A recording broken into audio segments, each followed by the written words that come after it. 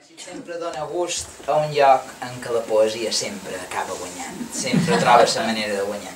En aquest espai ja està batejat l'espai Francesc Garriga, en les nostres sessions de poesia, ja ho ha dit ell, però jo també ho diré. Me va saber molt de greu no poder venir dijous passat, però entendreu que un autor que estrena al Palau de la Música ha de ser a l'estrena, precisament. Fixeu-vos quina és la casualitat, que abans m'han estrenat una obra que no he recitat jo ja, però no vos preocupeu, qualque dia també recitaré ja, encara que tingui 80 anys com en Francesc Garriga, que hi va anar amb el bastó i ho va fer de conya. No sé si vosaltres hi éreu, però jo el vaig veure recitar al Palau de la Música i va ser molt emocionant.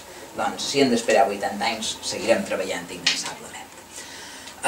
Va ser fantàstic, la peça era molt xula, me va agradar moltíssim, a més, i fixeu-vos que anava notant coses. Jo ara he notat uns arbres, he notat uns boscos, he notat unes ombres, i el compositor, en Joan Magraner, me va demanar: i les abelles, no les has notat, les abelles? Jo, ara que ho dius, sí que les he notat una mica, les abelles. O sigui que sabia llegir molt bé els estris de la llum i ell va fer els seus estris de llum, o sigui que va ser molt fantàstic.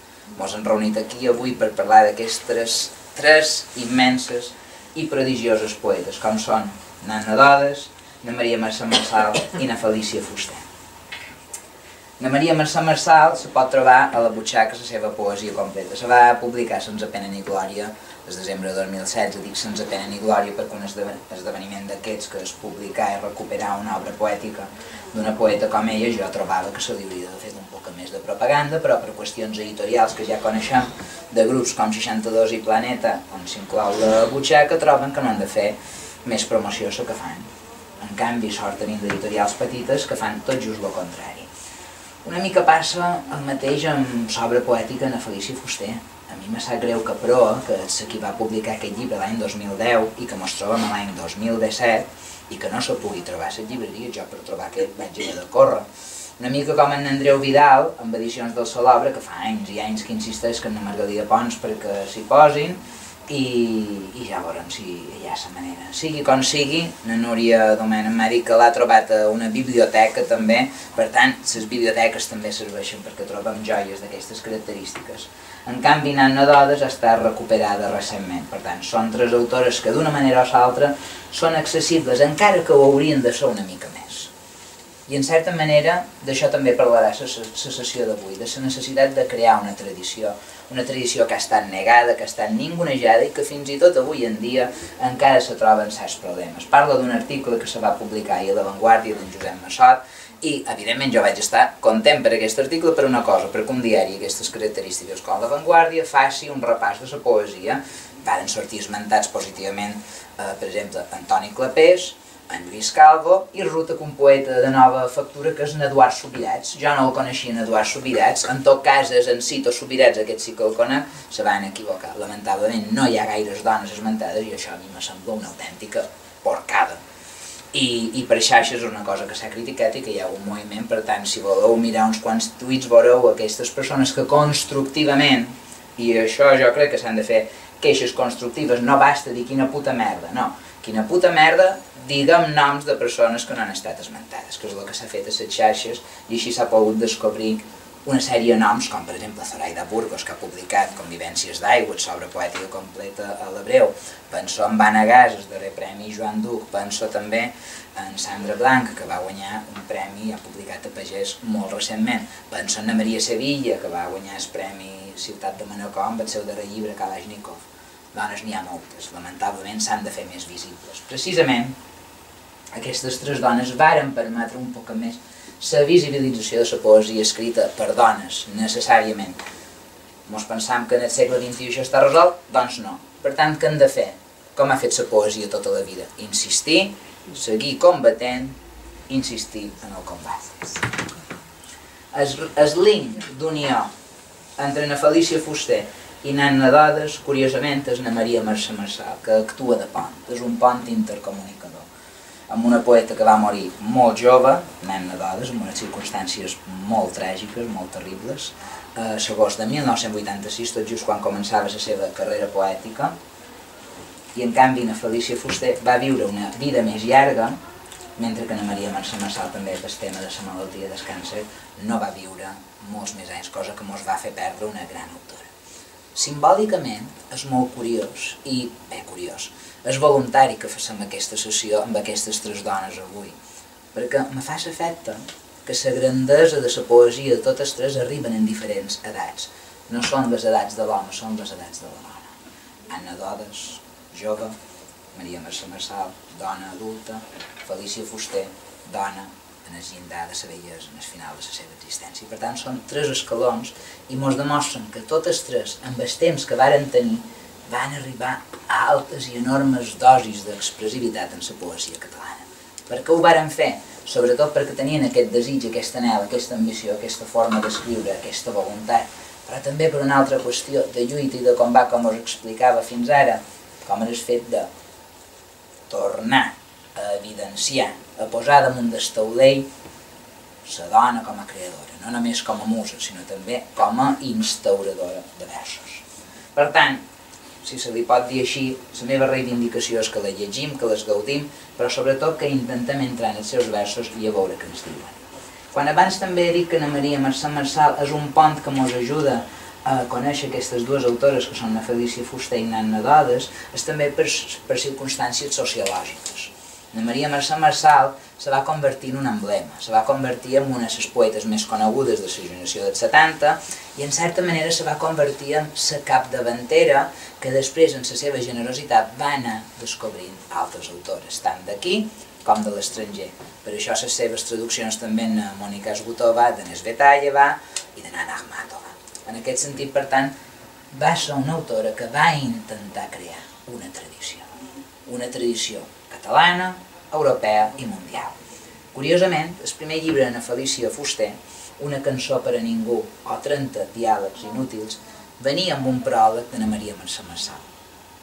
I en aquest pròleg explicava una qüestió molt curiosa però autèntica, que era que per qüestions de rellotge, com diu ella, qui hauria de fer el pròleg no hauria de ser Anna Maria Mercè Marçal, Anna Felícia Fuster, sinó Anna Felícia Fuster, Anna Maria Mercè Marçal. Una circumstància que se va donar just en el mateix temps quan la Montserrat Abelló va publicar un llibre seu que va ser prologat per la Marta Pessarrodona, també més jove.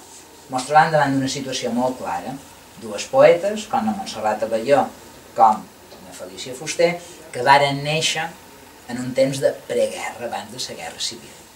Resulta que la Guerra Civil se converteix en una espècie d'esquinsall que atura per sempre la tradició literària, l'evolució cultural i l'engrandiment d'un país a través de la seva literatura i de la seva cultura. Un tall que fins que no va arribar la dècada dels anys 70 no va canviar.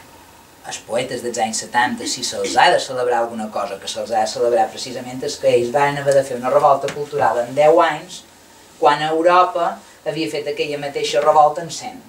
Per tant, el seu triomf és recuperar totes les formes, tornar a les avantguardes, recuperar els corrents estètics europeus i posar-ho a la balança d'aquella època en català.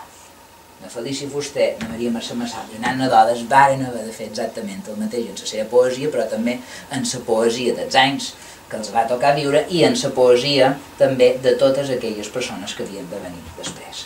Per això toquen tots els gèneres, totes les modalitats i fins i tot tots els registres. Llegir aquestes autores és interessantíssim perquè són capaces, totes tres, de fer-te un haiku, una tanca, una sextina o fins i tot un sonet. Anna Dodes, per exemple, encara que la gran majoria siguin versos lliures, si aneu comptant mètricament els versos noteu que hi ha una cadència, que hi ha un ritme, que hi ha una modulació que sembla vers lliure, però que no ho és. Per tant, no podem parlar pròpiament de sonets o sextines, però sí podem veure el talent d'una jove que ja començava a jugar amb les paraules i a fer-ho molt bé. Per tant, ens trobam precisament davant d'un esclat de vida, un esclat d'eufòria, un esclat de força. En el mateix temps, si Anna Maria Mercè Marçal li va fer el pròleg a la Felícia Fuster va ser perquè va ser jurat de premis literaris. I en aquests jurats de premis literaris va ser on va conèixer primer la Felícia Fuster quan va ser finalista del Premi Carles Riba amb el seu primer volum, enviat en els 63 anys, vull dir que d'edat avançada, una poeta tardana, com us explica en Sam Abrams, relacionada també amb en Robert Frost i amb en Mary Parker, també una altra poeta que va començar relativament tard. I també va ser membre del jurat que va premiar Anna Dodes en el Premi Amadeu. Per tant, mostràvem allà una Maria Mercè Marçal interessada fins i tot en aquelles dones quan no publicaven per intentar que publiquessin, la qual és molt innecessàriament lloable. Una cosa que m'ha fet pensar en tu, Joan, precisament de la Felicia Fuster, és que té un vers que diu arriba tard però a temps, que és una cosa que m'ha fet pensar en una cosa que tu també vas dient amb el teu pastor d'antenes i en les entrevistes que has fet, vull dir, és exactament això, arribar tard però a temps, no? La Felicia Fuster, que va començar a donar-se a conèixer com a poeta en els 63 anys, explicava això. Tu has anat una mica més jovenet en aquest sentit, o sigui que t'ha anat una mica millor, una miqueta, per tant, alegria. Precisament en la que m'agradaria començar és en Maria Mercè Marçal, per tot això que vos estava dient. Farem dos dels seus poemes més típics perquè a mi me sembla imperdonable començar a fer una sessió dedicada a aquestes tres i no fem aquests poemes, ja me direu pesat, però jo crec que han de ser imprescindibles amb aquest toc forti que farem d'aquestes autores. Com que també són tres poetes, jo crec que La divisa funciona molt bé. La divisa és el primer poema de Cau de Llunes, d'Anna Maria Mercè Marçal, llibre que va guanyar precisament el Carles Riba. A l'atzar agraeixo tres dones, haver nascut dona de classe baixa i nació oprimida, i el tèrbol atzur de ser tres voltes rebel. És un poema fantàstic. I curiosament, totes les tres autores comparteixen el mateix tret. Fan poemes com a divises, poemes com a llampecs, com a aforismes, com a crits, com a clams i com a reclams. Totes tres se van alimentar d'un mateix poeta expert en divises i totes tres accepten aquest mestratge d'un poeta que també era de classe baixa i nació oprimida, l'únic que li faltava era la dona, que era en Joan Salvat Papasseit. Però la defensa que fa de la dona en Joan Salvat Papasseit demostra que tenia un esperit molt vinculat també a la defensa amorosa, enaltida, exaltada de la sensualitat femenina, com se pot llegir en els seus poemes. Com Nanna Dodes, en Salvat Papasseit va morir molt jove, per la malaltia també. També no, perquè Nanna Dodes va ser per qüestions violentes. Però en Salvat Papasseit va aconseguir en molt poc temps una poesia esclatant, volcànica, com veurem després en el cas de Nana. Un altre poema mític d'Anna Maria Mercè Marçal és un poema de la segona part del llibre Cau de Llunes, que se diu precisament Fregai d'Espart. I aquest és el primer poema que parla de la força de la dona quan surt a lluitar. Drap de la pols, escombra, espolsadors, plomall, raspall, fregai d'espart, camussa, sabó de tall, velleta, lleixiu, sorra i sabó en pols, blauet, natol, galleda, cossi, cubell i picamatalassos, esponja, pala de plegar escombraries, gibrell i cendra, sal fumant, capçanes. Surt al carrer, ves al camp de batalla. Posar com a sorpresito, no sé si és que no el coneixíeu, no el coneixíeu en aquest poema. No, ostres, la primera vegada que la vaig llegir en aquesta dona, és que vaig dir, ostres, que bo. Cau de Llunes m'atreviria a dir que és un llibre que sembla molt ancorat amb la cançó popular, tradicional, fa moltes cançonetes rimades, i fa poemes d'aquests, fins i tot hi ha algun poema visual també, però tot i això jo estic absolutament convençut que aquest experiment constant és la constatació d'Anna Maria Mercè Marçal de aquí estic jo, puc fer tot això, la meva poesia podria abastar tots aquests camps, però després me centraré en aquestes línies encetades i les aniré explorant. Cau de Llunes, com a primer volum, és tot un crit i és tota una manera d'entendre el fet poètic des de totes aquestes possibilitats. Cada poema és com un llibre de poemes diferents. Per tant, te trobes un vers d'aquests que funciona en la numeració, amb els elements, fins i tot en la conya, un poema una mica brossià, fins i tot, en Brosses és qui fa la sextina presentació a Maria Mercè Marçal, però després te trobes poemes lírics i poemes fins i tot una mica experiencials que són preciosos. I quan estava preparant aquesta sessió per vosaltres, me fa moltes ganes llegir-vos un poema que va fer Anna Maria Mercè Marçal als seus alumnes. I està dedicat aquí, als meus alumnes, que és molt diferent a la divisa, molt diferent en aquest fregai d'espart, molt diferent en els altres també, però, ostres, dius, quina manera de resumir, la manera d'ensenyar, la manera de transportar el coneixement cap a aquestes criatures, no? Amics, si de cop sobte em demanàveu per què jo sóc aquí, plorant el fàstic de tothom, cada dia, amb els ulls foscos del poc coratge, d'inútil espera sempre d'allò que no espereu que espera de vosaltres, que no és pas ortografia. Ni tampoc no ho penséssiu, fulles d'alba, somiava que fos l'alba més neta, que si es fosca la nit ha estat tan llarga, un pou al cel de sang i de silenci, tan espigats al jull i la cogula, que la lluna més viva es fosca plena. Al capdavall, amics, si en demanàveu, us diria a l'orella la secreta ràbia que se'm menja l'alegria i em dóna pas de vella, mans de nàufrag. En aquest poema hi ha tots els elements de tots els llibres que treballarà Bruixa de Dol, La germana, L'estrangera, La festa de la sal i tots els llibres que vindran després. Fins i tot hi ha aquest esment en aquesta ràbia que se'n menja l'alegria, que el podem trobar també a Roda del Cos, el llibre que se va publicar pòstumament. Deixant a Maria Mercè una estoneta, Italo Calvino, El nido de las redes de arañas, la seva primera novel·la, se fa un pròleg ell mateix que és fantàstic. En aquest pròleg arriba un moment que se comença a demanar el sentit d'un primer llibre d'un autor.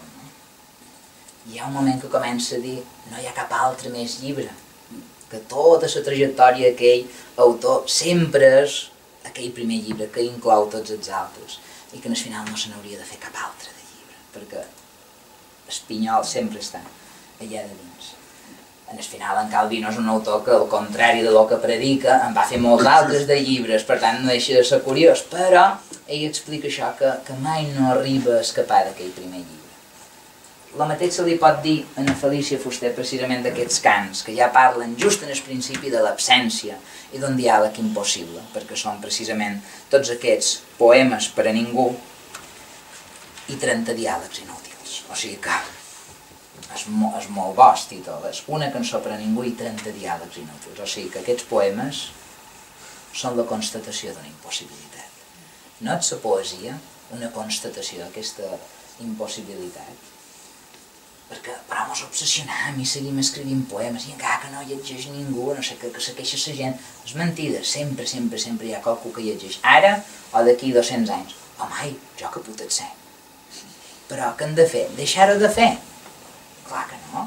Ja li va dir a Mercè Rodoreda en Joan Sales, li diu, ja ho sabem que això és mal pagat, però més mal pagat està no fer res. Això li va dir a Mercè Rodoreda en Joan Sales, saps? I després li va dir, és que en català s'ha d'escriure per un cert esperit de revolta.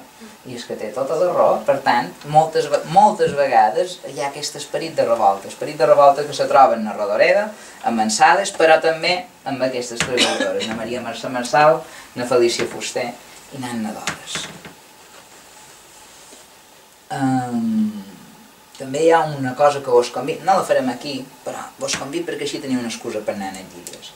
Una cosa que me va dir en Enric Casasses fa molts anys era mirar en una obra poètica completa, d'un poeta, d'una poeta, el primer vers i el darrer.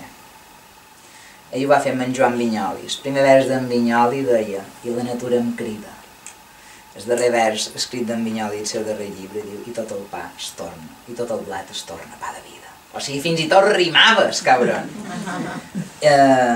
Mirar el primer i el darrer poema, una trajectòria no deixa de ser curiós. Amb el Cosmonauta d'en Francesc Garriga ho vaig fer i vaig dir, hòstia, és el mateix llibre, és com el Finnegan's Wake d'en James Joyce. El primer poema de na Felícia Fuster, com vos he fet també el primer poema de Maria Mercè Marçal, diu així: invocaré l'asfalt de l'ombra, les dents que com les pedres es podreixen, els nombres cabalístics de la pell vençuda, els morts ressuscitats i sense crani, els déus perduts i grocs, la meva sang que res d'atura i més, perquè retrobis la llum estesa de la tarda, l'espai secret on estrelles novícies i blanques es despullen, les abelles del vent, la mel dels núvols, i així aprenguis, quasi sol, a existir amb ferros en les ungles. Invocaré la sal assedegada, la pols de l'ur que es cansa i cau, les platges amb cent ulls, llegues i mudes que s'esperen en va per lligar-nos, el cant tossut dels grills que s'extasien amb la salístia falsa de la ciutat que vetlla. I tot ho donaré, i tot per res, només per veure't viure. Quina falera estranya fa que m'ho jugui tots els daus d'un cop enderrocat, sabent que encara que guanyés, tot ho haig de perdre. Un poema que comença dient que encara que guanyi tot ho perdré, és una declaració d'intencions bastant bèstia.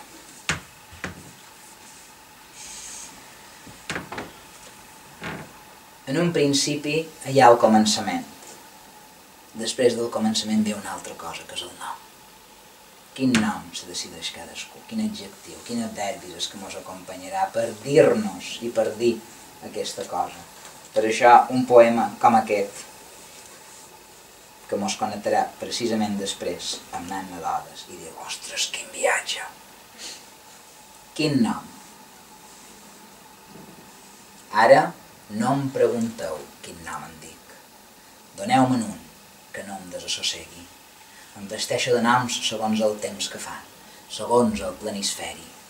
Avui no sé quin és el nom que m'han posat. Potser em dic Altair, polva de temps, res més. Sense boi, sense entranyes, potser avui en dic nus, terratrèmol, o cinta de garbí, o bus, amb massa càrrega. Ja no podré portar el cor a la mà per por la metralla dels noms, dels vents que em llancen. No em pregunteu avui quin nom em dic. Avui m'han batejat amb cordes, amb una espasa, amb foc, amb meteors, amb lava. I passarem d'aquesta lava de na Felícia Fuster al volcà de Nanna d'Odes. Uah! Quin triple viatge! La imatge de fer servir un volcà com a poema, com a títol de llibre, o fins i tot a través de les metàfores que construeixes, amb una edat tan jove com la Nanna d'Odes, és que me sembla d'una genialitat brutal, perquè què és un adolescent quan arriba, sinó un volcà que esclata, i diu, aquí he arribat jo. Pensau en Arthur Rimbaud, que va arribar a París i se va convertir en un volcà que en lloc de lava orinen els seus contrincants. Doncs Nanna d'Odes, precisament, el seu segon recull el va titular El volcà.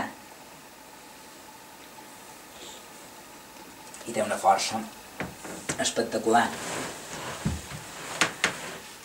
Allà esperir també amb un poeta o una poeta tan jove com Nanna d'Odes, que començava tan amunt, de dir què hagués pogut fer més endavant. Això és un perill. És un perill perquè no ho sabem.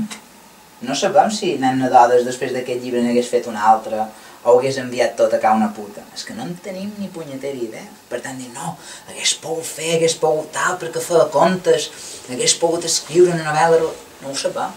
2 quarts de la mateixa amb en Bartomeu Rosselló Pòrcel. Se va morir i és que no sabem si hagués seguit escrivint. Jo m'atreviria a dir que, sabent com era, segurament hagués fet una mica com en Rimbaud i s'hagués anat o bé a fer sobrassades per Mallorca o bé a vendre esclaus per l'Àfrica gairebé, perquè tenia una força i una explosió. En aquest sentit, no hem d'imaginar el que hagués pogut ser, sinó que hem d'anar a llegir el que vàrem fer. I és tan gran el que vàrem parir que no fa falta res més, moltes vegades. Per tant, hi ha lamento, Nanna d'Odes, que hagués arribat a fer. No ho sabem.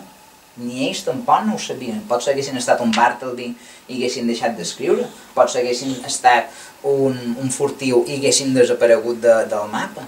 Què hagués passat? No ho sabem. Per tant, hem de llegir. Fins i tot, aquestes, diguéssim, partitures no són seves, són d'un amic seu, però estava molt vinculada a la música, Nanna d'Odes. Practicava i anava a solfeig i fins i tot tocava diferents instruments.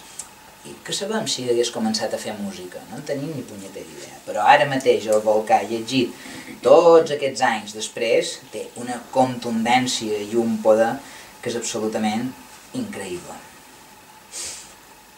Precisament del Volcà, un llibre que connecta molt amb aquesta força magmàtica també d'una Felícia Fuster. Diu: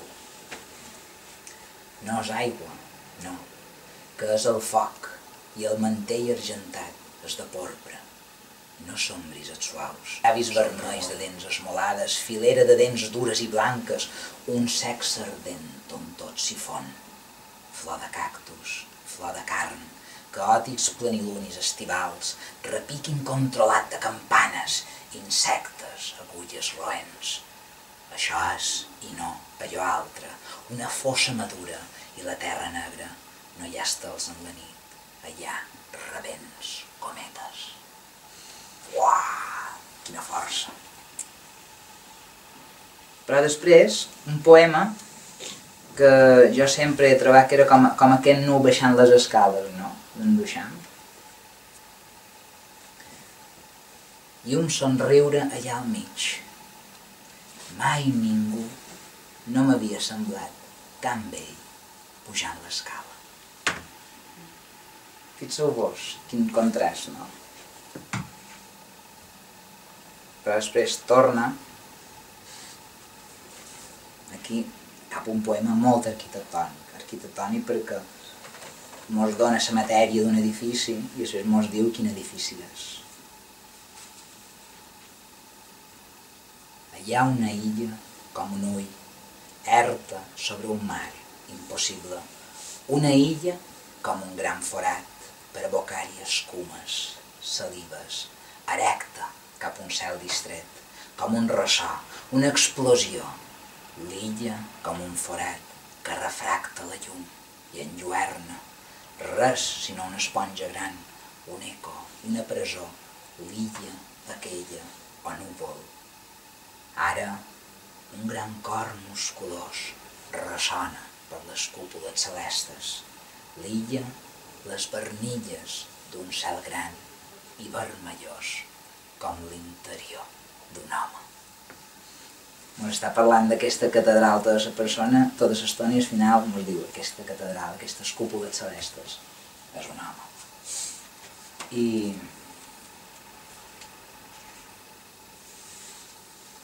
I després també imatges molt apocalíptiques, amb poemes fulgurants. Jo, repassant aquest poema, precisament vaig dir això, me recorda molt a La mort i la primavera, de Mercè Rodoreda, que ha sortit ara. És un llibre que vos recomano molt. És duríssim, però és extraordinari.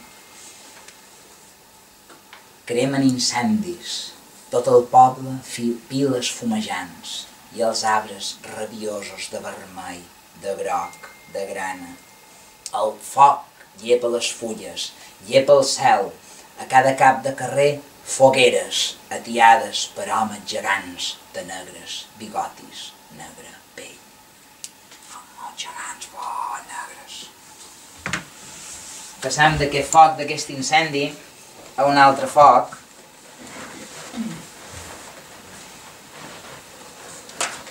D'Anna Maria Marçal. Aquest poema d'Anant Nadales m'ajuda a connectar amb el fet mitològic.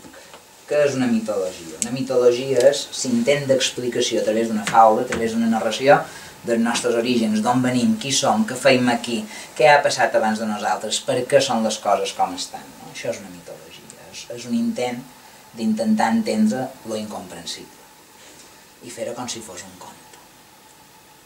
Necessàriament, les mitologies s'han d'anar fent, individualment, socialment, col·lectivament.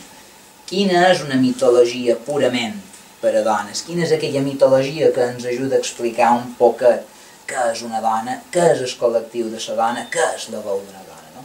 Anna Maria Marçal precisament va fer això, va intentar crear una mitologia que lligava amb les bruixes, amb les fades, amb tots aquells elements que, perseguits per la Inquisició, atrapats, negligits, silenciats, censurats, podien trobar en el nou segle, amb una nova veu, la seva possibilitat per existir.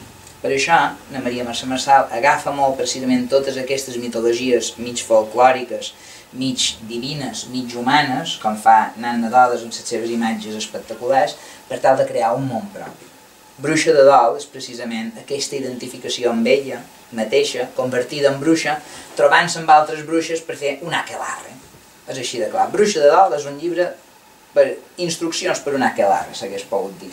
Precisament un aquelarre poètic, que era important per les bruixes, les estrelles, les constel·lacions, el zodíac. Per això li fa un poema al zodíac.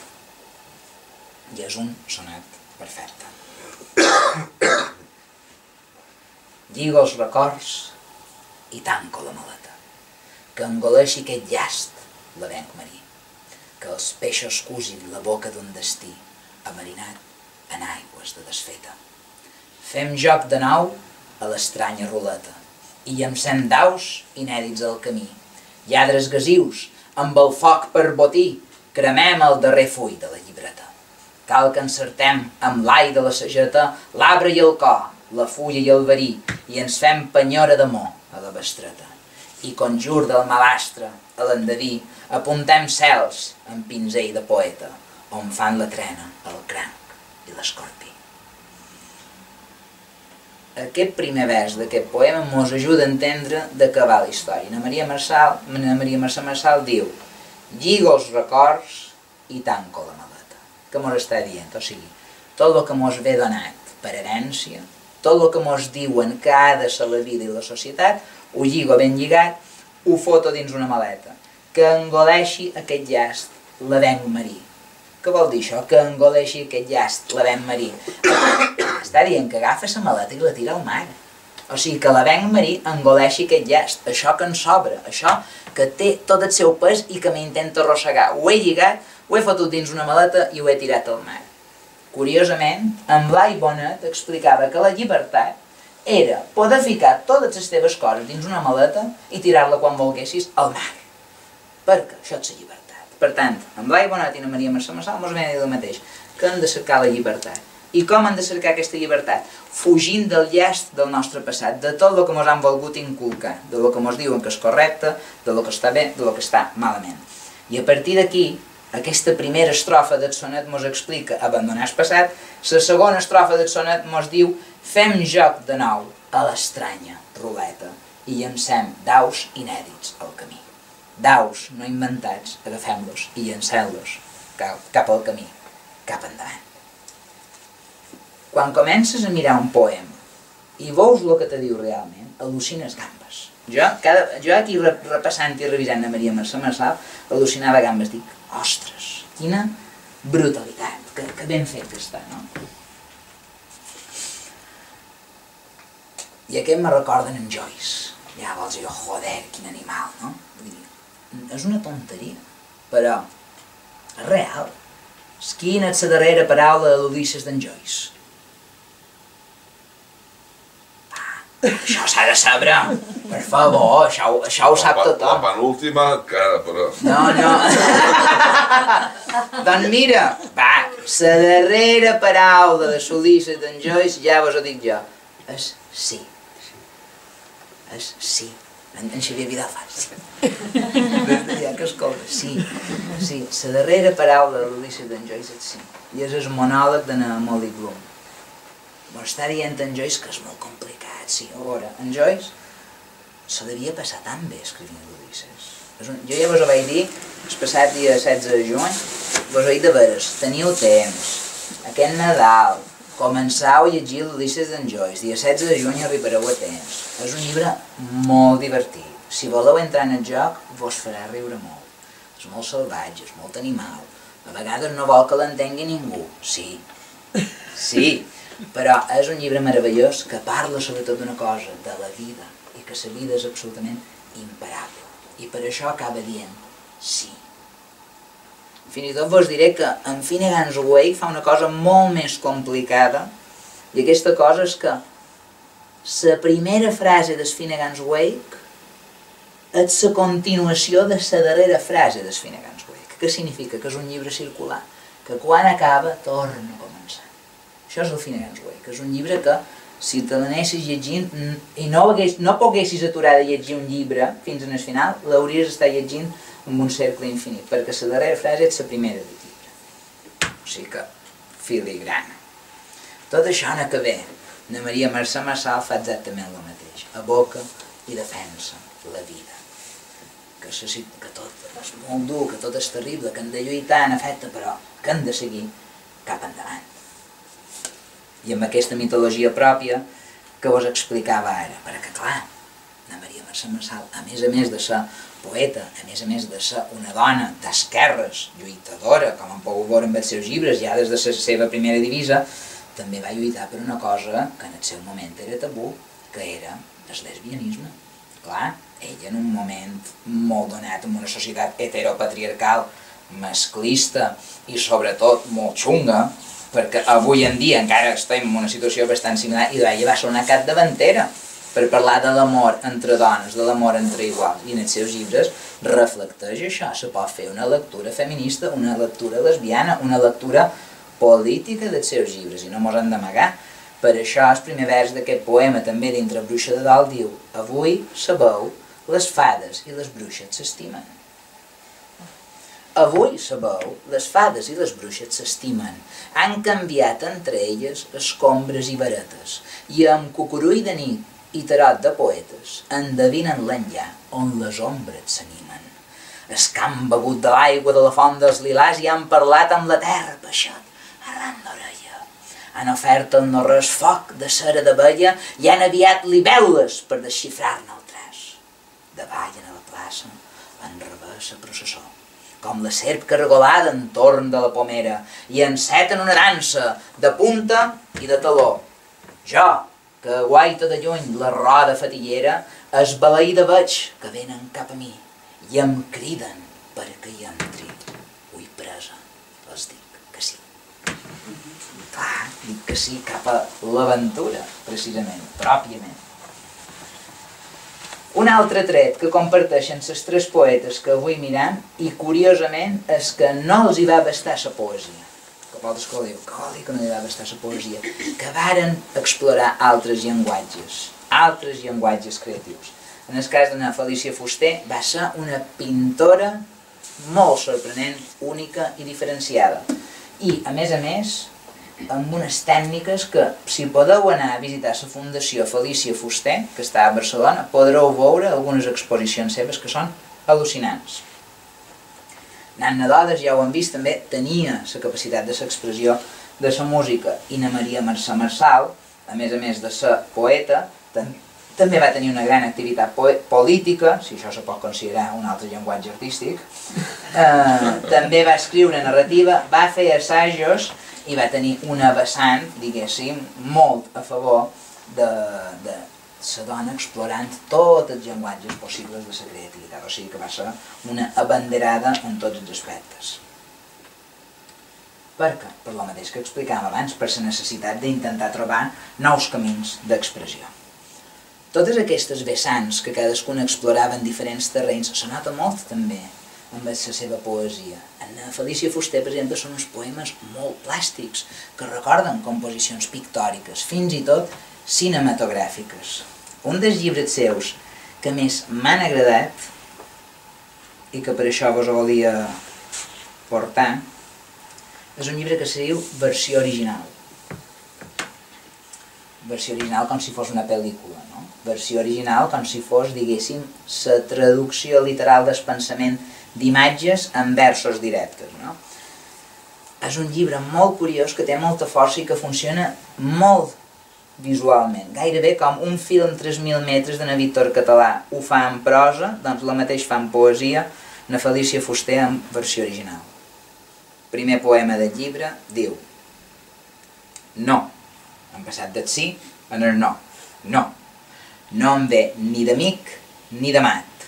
Aquest desfici em ve del que és i sembla, i se'ns desfan els dits que saben regar el viure. amb ulls de nit i pedres, els homes, provisoris, es despullen de sentits, tatuats fins al morat dels ossos, capcinejant en desvariegen dins del vestit tallat a mida de la guerra, cosit, tacat amb la sang de Caín, nova i més nova i sense estrelles, Caín, centre del fil, sastre de mort, eina sense perdó, enllà de la distància, nus maleït que ofegues dintre les conques tota claror viscuda, la destrucció per sempre indestructible, perquè ens has segellat per any amb la teva immanència. Sí, a la mateixa operació que fa na Maria Mercè Marçal en les fades i les bruixes, la fan a Felícia Fuster agafant l'amic i l'amat Lul·lians i després la resta catòlica, apostòlica, romana, religiosa, bíblica de la figura de Caín, perquè Caín, el germà, l'assassí, el mascle com una figura violenta, com una figura repressora, no és banal. Quan un poeta parla d'un referent bíblic, o és perquè no en té ni puta idea, i això molta gent no ha llegit la Bíblia i ho hauria de fer, o perquè aquell personatge té molta intenció. No basta només l'arca de Noè i Jonàs. No. S'han de trobar totes les maneres possibles. Estàs bé? Sí. Sí, d'acord. Dic, ai, Déu meu, que no li passi qualque cosa pujant escales amunt.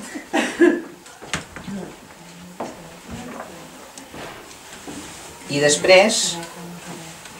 Ai, veurem un poquet d'aigua.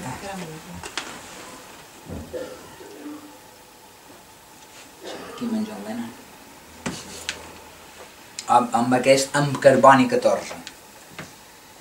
Qui em podrà dir amb carboni 14 els anys dels mil·lennis que m'hauran estès en can donada? Qui m'assenyalarà així tot nu, com el demano, el nord viril, si la bruixa l'estorça amb els diaris? I així, qui em portarà palló tots els secrets dels déus i dels fantasmes, l'escarabeu, les fins dels llibres amb mils i milers de volves a les pàgines, empremta negra sobre l'ull d'aquest pirata que ens assalta, entre l'escreix tan i tan dur, ben ancorat del teclat de les dents de les piràmides tancades que ho van ignorant tot, fins les matances. Jo penso com si fos un quadre ple de pigments, no gairebé com un polo, que va fent així fuac, o com una Frida Kahlo que agafa aquestes imatges delirants, aquests colors violents, aquesta sang empeltada vermell i li va donant tota una textura, no? S'ha de dir també, a Felícia Fuster se'n va anar precisament a viure a París i va viure i estar allà tota la vida. Va néixer el 21, preguerra civil, coincideix en la mateixa dècada d'en Jordi Sarsanedes, en Blai Bonet, en Màrius Samper, en Montserrat Abelló, en Maria Benito, en Maria Olear, tota aquesta generació trencada, tota aquesta, diguéssim, quinta de la preguerra civil que va trobar una llosa a l'hora de mostrar la seva obra i d'establir un conjunt generacional, i se'n va anar a viure a París, tot i que ell havia nascut a la Barceloneta, per intentar desenvolupar la seva faceta de pintora i de creadora. Sempre va escriure en català, sempre va publicar allí, aquí, i sempre va intentar mantenir un contacte, encara que fos lleu, en la cultura catalana. Per tant, això ens ajuda molt a connectar amb un altre tema que és molt marcelià, que és el fet de l'estrangeria. Totes tres se sentien estrangeres. Això també connecta molt amb en Josep Palau i Fabra, d'aquí enguany hem celebrat el centenari, encara que molt poca gent se n'hagi enterat. Ara s'acaba el desembre, a veure si fan qualque altra cosa, però oh my god. La qüestió és que en Josep Palau i Fabra, en un determinat moment de la seva vida, se'n va anar a París per les mateixes raons, perquè no podia tolerar viure amb aquesta societat catalana del seny del seu moment. Una societat que quan va llegir en públic La Sabata va rebre gairebé hòsties i tot. Ja sabem que és un poema molt heavy metal, però home, tampoc era un jovenel, era un volcà en erupció, no? Doncs la Felícia Fuster ho va tenir molt clar, va agafar, se'n va a París i allà va intentar guanyar-se la vida i ho va aconseguir, va acabar morint allà fins i tot. El tema de l'estrangeria. La Maria Mercè Marçal va escriure un llibre que precisament se diu La germana, l'estrangera, amb poemes que parlen precisament d'això, no? De la dificultat del cos dintre nosaltres quan som estrangers, estrangers de nosaltres mateixos, estrangers de cara a l'altre, estrangers entre sexes, entre homes i dones, però també estrangers entre cossos de desig, que són el mateix cos, que són el mateix fonament genital, diguéssim, no? I amb aquest La germana, l'estrangera, té un poema duríssim que se diu Deien que es deia amor. Deien que es deia amor. Era una bèstia estranya, deforme, monstruosa, macrocèfala, d'ulls desorbitats i secs, de braços arrupits i dits atrofiats que no haurien sabut retenir res. La boca sempre oberta, expectant, àvida com el buit, voràs pou sense fons, sense brocal, vivent, xisclava al meu costat. Deien que es deia amor. Deien que es deia amor. Jo l'havia parit, em deien, i era a mi que em calia gronxar-lo entre els meus braços nus. Els meus pits no saberen alletar-lo amb verí. Deien que es deia amor. Dia a dia sentia el seu mossec brutal, vampíricament vell, i tanmateix la sang tèrbola s'avivava i em cantava les venes per conjurar la por, ambivalent, dual, corrent cap a la fi, i amb veu dolça cridava aquell lent assassí, fins i tot quan dormia sadollat del meu cos. Deien que es deia amor, i em deixaren amb ell ben sola. Finalment vaig matar-lo, desfeta, esquarterada, oberta, com si una culpa immensa apunyalés la lluna del meu ventre, com un suïcidi que em fes altra vegada eixorca. Deien que es deia amor, i ara que tu has vingut, no sé quin nom donar a això que des del buit germina cap a tu, incertament encara, cos endins, lluna endins. Fuà! Però després, dintre la llunyania, dintre de l'estrangeria, sempre hi ha una possibilitat d'igualtat. I aquesta igualtat són dues, vos he trobat dues igualtats, un poema que es diu així i un altre poema que s'ho hagués pogut dir. Aquest ve just després del que vos he recitat ara dintre de la germana l'estrangera. Diu: som on es trenquen els vidres, nua, oberta, ferida, viva. La meva sang s'abraça i es coneix en la teva. Brutal. És una mica el que va dir en Shylock en Shakespeare, no? El mercader de Venècia, quan diu: quan mos fan una ferida no sagnem igual, quan ens fan mal no plorem, quan no estem contents no riem. Doncs és això. Totes les separacions de credos, de races, de religions i d'hòsties se resumeixen amb aquest poema de Maria Mercè Marçal o amb el discurs d'en Shylock o el mercader de Venècia. O aquesta altra igualtat d'Anna Maria Mercè Marçal dintre Roda del Cos, el llibre que se va publicar pòstumament. Diferents neixen de dona, fills i filles. La mort igual. Passi el que passi. Aquest és un llibre, Roda del Cos, d'Anna Maria Mercè Marçal, que està recuperat precisament per aquesta edició. Existia una edició antiga de La llengua abolida, que és l'obra poètica completa d'Anna Maria Mercè Marçal, a 3 i 4, que va ser allà on se va publicar per primera vegada amb en Vicent Alonso, que li va fer l'edició. I un dels motius per qual fa estona que esperàvem aquesta obra era perquè podien incloure tots els canvis en els llibres un cop se varen publicar, que en el moment de fer Llengua abolida eren inèdits, i recuperar un llibre magnífic que és Roda del Cos.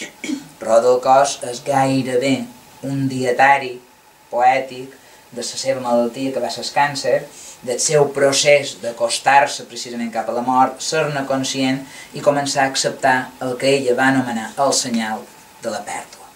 És un llibre complementari amb aquest mateix que vos dic, El senyal de la pèrdua, que és un dietari en què va explicant precisament a través de cartes, de testimonis, de la seva autobiografia, diguéssim, condensada, aquest procés de morir. I arriba a la saviesa de dir i de regalar versos com aquest, que me recorden en Joan Vinyoli quan diu: la mort és purament un canvi més. Morir pot ser només perdre forma i contorns, desfer-se, s'aixuclada endins de l'úter viu, matriu de Déu, mare, desnéixer. Com un tornar a néixer, no? Morir com a una manera de tornar a la vida.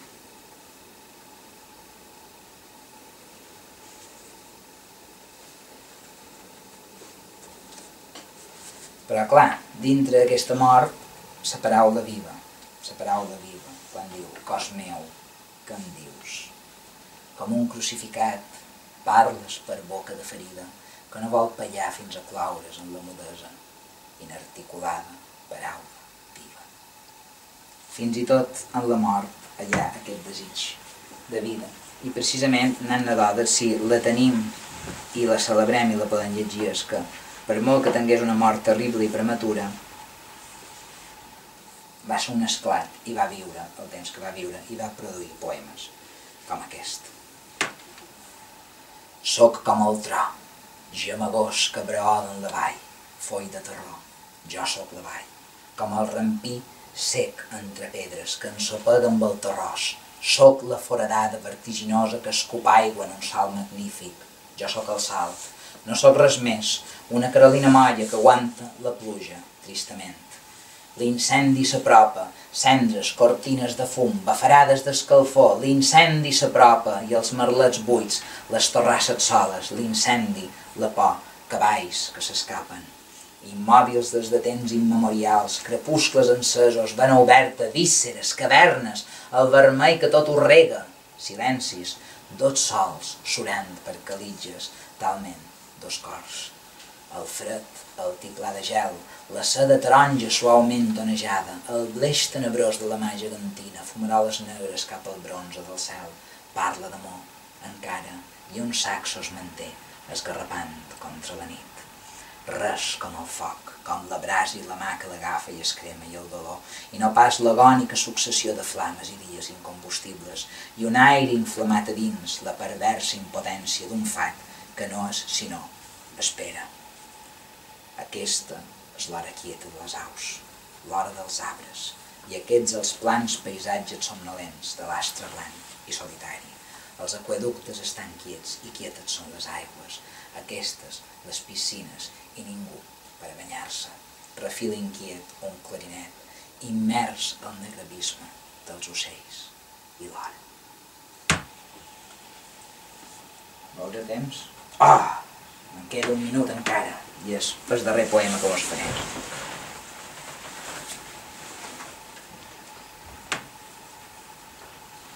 Vos he dit en el principi que precisament na Maria Mercè Marçal va ser el punt de connexió entre na Felícia Fuster, na d'Odes i totes aquestes noves poètiques del cos, de la vida, de les dones, de les noves veus, i sense aquest tipus de dubte han estat les pioneres aquestes tres, pioneres per totes les dones i per tots els homes que han vingut després i que han volgut adoptar precisament aquestes veus poètiques. Com que hem començat amb la importància de Maria Mercè Marçal, m'agradaria fer-vos precisament per acabar i per tancar la sessió aquest poema que na Felícia Fuster va fer a Maria Mercè Marçal quan aquesta va morir. A Maria Mercè Marçal. Per què te n'has anat? Per què has tancat el teu parèntesi de vida amb tanta brevetat i has preferit tornar a la immensitat del blau de l'infinit? I has preferit el breu coixí de terra, els llençols del teu llit.